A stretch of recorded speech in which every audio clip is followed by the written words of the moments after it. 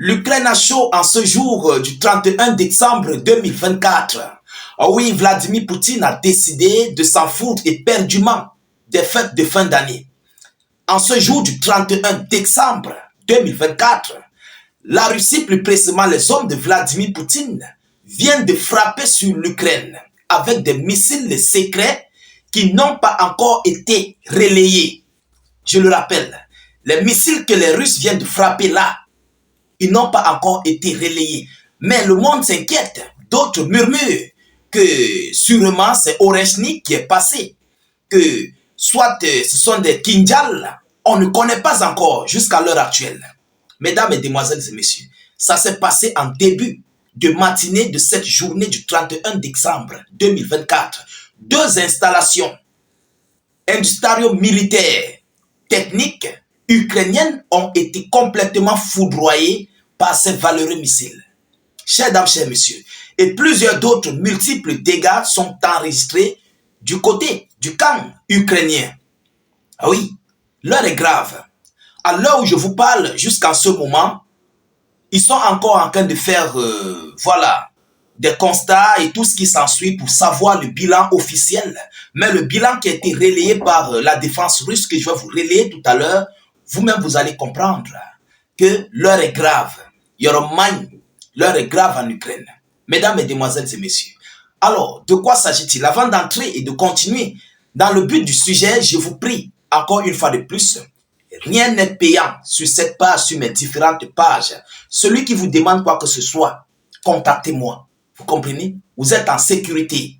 Et s'il vous plaît, sécurisez la vidéoconférence au maximum avec beaucoup de j'aime pour contre-attaquer tous les signalements. Ceux-là qui n'aiment pas voir les informations vraies, les informations officielles qui passent le temps à signaler nos vidéoconférences, mettez beaucoup de j'aime pour contre-attaquer tout cela. Surtout partagez la vidéoconférence dans tous les groupes pour permettre à nos différents frères de quitter sur les médias otaniens de nous rejoindre ici sur nos valeureuses plateformes. C'est très important. Vous comprenez? Nous sommes là pour l'éveil de conscience. Et aussi, rassurez-vous, s'il vous plaît, de partager la vidéo dans tous les groupes WhatsApp, Facebook, Instagram. Et abonnez-vous, bien sûr, au maximum. Voilà, ceux qui ne connaissent pas comment faire, vous cliquez sur le bouton s'abonner sur notre chaîne YouTube, juste là, en dessous. Il y a s'abonner là, ou bien c'est écrit subscribe, ou bien s'abonner. Vous cliquez dessus, vous activez la cloche. Sur Facebook, vous cliquez sur suivre, vous activez la cloche. Là, vous ne ratez plus nos vidéos d'actualité. Alors, allons-y dans le but du sujet. Mettez suffisamment de commentaires. Qu'est-ce qu'ils nous disent? L'armée russe a frappé deux installations militaires très importantes et très stratégiques pour l'Ukraine. Très importantes et très stratégiques pour l'Ukraine. Mesdames et messieurs, alors un aérodrome militaire a été visé ainsi qu'une entreprise du complexe militaro-industriel produisant des charges de poudre à canon pour les besoins des forces armées ukrainiennes. Voilà les installations qui ont été frappées. Vous voyez? Je répète, un aérodrome militaire a été visé ainsi qu'une entreprise du complexe militaro-industriel produisant des charges de poudre à canon pour les besoins des forces armées ukrainiennes. Donc, ce sont ces structures qui font dans la conception, dans la fabrication ou bien dans le mélange chimique des poudres à canon pour fabriquer des armes, pour fabriquer, je voulais dire, des munitions. C'est ça qui a été frappé. C'est ça qui a été visé. Donc, vous comprenez à quel point les Ukrainiens pourraient avoir des armes, mais ils n'auront pas de munitions.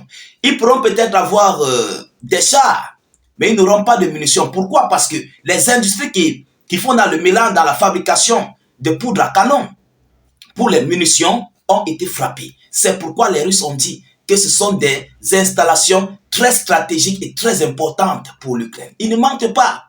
Les Russes disent la vérité. Alors, toutes les cibles ont été atteintes, a souligné le ministère russe de la Défense. Toutes les cibles ont été atteintes. Alors, autre point clé du nouveau bilan quotidien de l'opération militaire en Ukraine. La flotte de la mer Noire a détruit 8 vedettes sans pilote ukrainiennes en ces dernières 24 heures. Vous comprenez? 8 vedettes, ce sont les bateaux sans pilote là, un peu comme les pirogues là, mais ça va très vite. Oui, ce sont des pirogues kamikazes, s'il faut qu'on appelle ça comme ça. Vous comprenez? Ils partent seulement, ils sont guidés à distance, ils partent, ils frappent. Alors, mesdames et messieurs, 2 bombes aériennes guidées Hammer et 103 drones ukrainiens ont été interceptés par la défense russe. L'armée russe a frappé les dépôts de stockage de drones des forces armées ukrainiennes. Les dépôts de stockage des drones des forces armées ukrainiennes. Donc, les bâtiments où ils stockent leurs drones pour attaquer sur la Fédération de Russie, ce sont ces dépôts-là qui viennent d'être frappés. Donc, vous comprenez à quel niveau la perte est colossale, à quel niveau la perte est cuisante. Vous comprenez? Alors, le groupe Centre a continué d'avancer dans les profondeurs de la défense ennemie. Un char Léopard de fabrication allemande a été complètement détruit. Un char de fabrication allemande. C'est un Léopard. Vous comprenez? En tout état de cause, nous savons que c'est un Léopard qui a été détruit. Fabrication allemande. Vous savez, ces gens comptent trop sur les léopards. Ils font confiance aux léopards, mais le léopard allemand a maigri en Ukraine. Oui, parce qu'il ne mange pas bien, il n'est pas bien entretenu, et vous voilà. Et il y aura des pannes. Il y aura des problèmes techniques qu'il faut résoudre. Alors, le chat léopard, affaibli, maigrissant, a été complètement foudroyé par le manque d'entretien de ses maîtres. Mesdames, Mesdemoiselles et Messieurs, les forces armées ukrainiennes ont perdu environ 1495 soldats en ces dernières 24 heures. Donc, de hier soir jusqu'à présent, ils ont perdu environ 1495 soldats. C'est une grosse perte immense et colossale. Ah oui, les troupes de Volodymyr Zelensky, comme on le disait, ils n'ont pas pu voir la nouvelle année.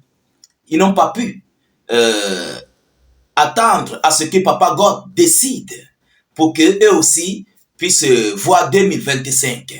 Mesdames, Mesdemoiselles et Messieurs, voilà la situation du côté conflictuel russo-ukrainien. Alors, le monde continue de demander à Volodymyr Zelensky d'aller sur la table de négociation, qu'il doit arrêter de faire le bras de fer et qu'il doit oublier. Il faut qu'il oublie en fait que un renversement russe est possible. Il faut que ce monsieur puisse comprendre qu'un renversement russe est quasiment impossible. Même avec la magie. Il dit même avec la magie, c'est impossible. Parce que c'est l'OTAN qui combat et l'OTAN a été affaiblie en Ukraine. Ils sont affaiblis. L'Ukraine elle-même n'a rien. Vous comprenez? Et si l'OTAN a été affaiblie en Ukraine, alors qu'est-ce que l'Ukraine pourra encore? Donc, vaut mieux aller sur la table de négociation avant qu'il ne se fasse trop tard. C'est le mieux pour moi et pour tous les autres et même pour vous. J'espère que beaucoup d'entre vous le disent. Ah oui, beaucoup d'entre vous le disent et le souhaitent même d'ailleurs que Zelensky aille sur la table de négociation malgré les négociations de paix difficiles, malgré les conditions de Vladimir Poutine. Mais il doit faire avec. C'est ça le plus important. C'est le plus important pour préserver le reste de territoire, le reste de parcelles qui restent. Parce que les localités que les Russes prennent là, ce sont des localités très stratégiques.